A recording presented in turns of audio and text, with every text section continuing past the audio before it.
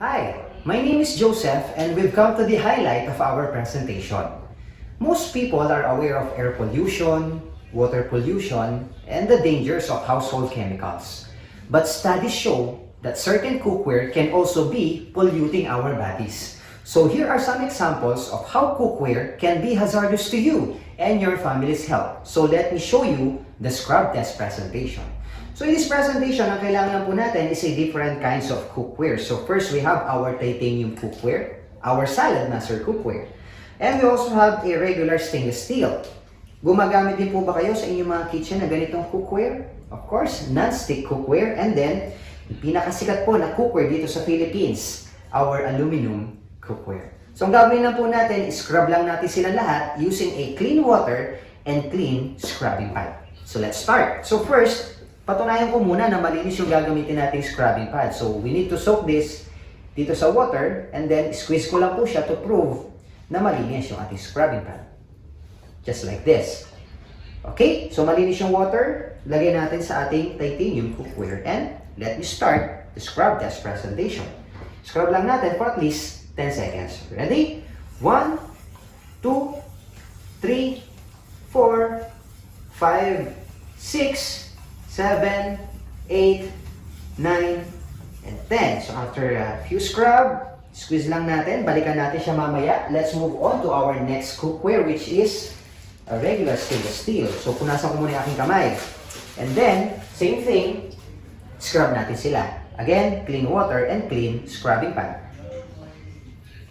Okay? Okay, and that's one. Ayan, so malinis din yung ating scrubbing pad. Lagay naman natin siya sa ating stainless steel cookware. Scrub din natin for at least 10 seconds. You ready? 1, 2, 3, 4, 5, 6, 7, 8, 9, and 10. So after 10 seconds, okay, scrub naman natin yung next, which is our non-stick cookware. Isa sa mga sumikat din na cookware po dito sa Philippines, of course, non-stick. So again, scrub din natin siya, clean water and clean scrubbing pad. Right? Patunayan ulit natin na malinis yung scrubbing pad.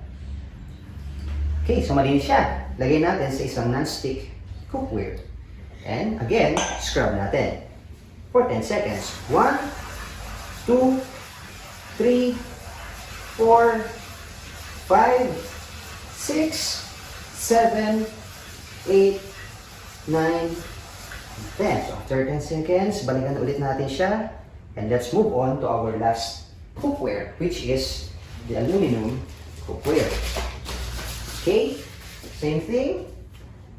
Clean water and clean scrubbing pad. Okay, so squeeze lang natin ulit. So alright, so malinis din yung ating scrubbing pad. Scrub na natin yung ating aluminum. Ready?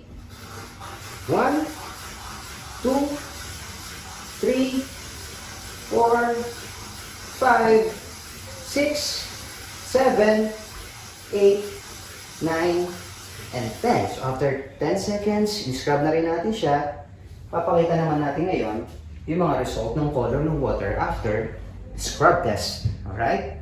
So again, transfer lang natin ito. First, transfer natin coming from a titanium cookware.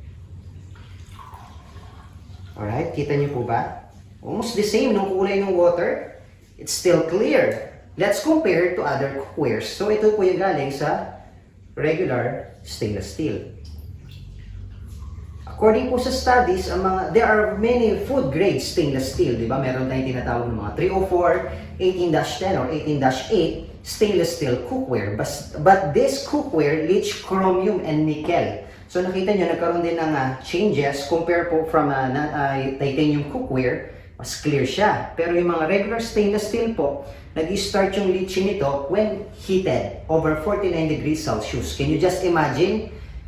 Wala pa po siya sa boiling point pero possible na mag-leach yung chromium and nickel. So nagkakaroon ng metal toxicity. Now let's compare from a non-stick cookware. Ay grabe, tingnan nyo rin po ito. Hindi na talaga siya clear. Kitang-kita po natin at meron ako nakikita ilang mga particles po coming from a non-stick cookware. And as we all know, non-stick po, according po sa studies, meron pala siyang PFOA or perfluorooctanoic acid. And this chemical na ginagamit po para maging stain resistant po siya or maging non-stick po siya. But sad to say that PFOA has been linked to cancer and birth defects. So possible po pala na mag-react yung chemicals nito at pumasok sa katawan natin, it can cause different health problems. And lastly, let's compare about the aluminum cookware. Gumagamit din po ba kayo ng aluminum cookware sa bahay? Tingnan niyo po yung kulay ng water. I think sa lahat po yata, ito na po yung pinakamas dark yung color niya. Can you see it po? Lapit ko lang ng konti, oh. According din po sa studies, ang aluminum po, mataas pala ang lead content nito. And once na na-expose tayo with too much aluminum toxicity, it can also cause some gastrointestinal trouble such as colon cancer or colitis. So possible po talaga na maipon din ito sa katawan and it can give us different health problems, especially Alzheimer's disease. Kasi po pwede palang maipon ito hanggang sa brain natin, pwede mag-block ng mga neurons. So hindi po din safe yung paggamit, especially ng mga aluminum cookware. Tingnan nyo lang din, kahit punasan ko lang po siya ng paper towel, using a clean paper towel sa ating aluminum. Tignan nyo, maputi naman po siya o malinis. Pero once na pinunasan po natin yan, makikita nyo na nandyan pa rin, nag-stay pa rin yung ilang parts ng aluminum. So pwede palang maipon sa katawan, nakakain natin at delikado lalo na sa mga bata. Now ito, emphasize lang natin, especially if you are still using an aluminum cookware. Kasi aside from metal toxicity na nakukuha natin sa ibang materials ng cookware, gumagamit din tayo ng mga ilang pandagdag sa ating niluluto, hindi po ba? For example, magpa-fry tayo ng chicken using an aluminum cookware. So syempre gagamit tayo ng oil. So let's say, gaano ba tayo kadalas or kalakas gumamit ng oil araw-araw? So from Monday, let's say gumagamit tayo ng oil, Tuesday, Wednesday, Thursday, Friday, Saturday until Sunday. Ayan, oh, tingnan nyo po. Oh. Kung malakas na tayo gumamit ng mantika, dito pa natin niluluto sa aluminum, ito na kagad yung mga combinations na pumapasok po sa katawan natin. Aside from this, gumagamit din po ba kayo ng mga seasoning or additives? Let's check it out. So tingnan lang natin. Dahil po kung gumagamit din tayo ng mga seasoning or additives, i-combine lang natin ito.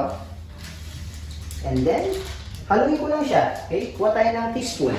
Pakita ko sa inyo kung ano yung mga combinations na to na possible pumasok po sa katawan natin, kung ano yung mga chemicals o mga toxic na to na hindi dapat pumapasok sa ating katawan. Pero kayo just imagine, no? 3 layer po yata kagad ito na mga toxic na hindi dapat pumapasok sa katawan natin. At the bottom layer, nandun po yung seasoning or additives. Sa middle layer, nandun yung aluminum toxicity. Plus sa ibabaw, yung oil. So is it possible po na pag ito ba'y na-intake natin or ng mga bata, is it possible na mag-cause ito ng bad effects sa health natin? Definitely. Kaya po ang good news, if you use your Salad Master, nape-prevent po natin na ma-expose tayo from this toxicity. Can you just imagine? So from food choices, marami taong nag-iingat na sa health. Gusto nilang gumamit ng mga organic po na gulay, hindi po ba? Okay po yan.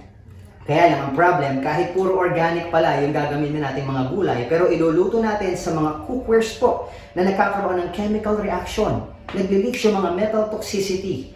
At ito rin ang pumapasok sa katawan ninyo na de-defy yung purpose natin maging healthy. So that's why we need a solution, which is the best solution is gumamit tayo ng pinakamalinis at pinaka-safe na cookware. And that is our titanium cookware. So in this presentation, nakita natin na kailangan na natin i-consider kung anong material ng cookware yung dapat natin gamitin sa bahay because your family deserves the best for their health. No? So ang gagawin po namin is tutulungan namin kayo to enhance your family's lifestyle. Gusto namin kayong tulungan to have a better quality of life because with Salad Master, we change life.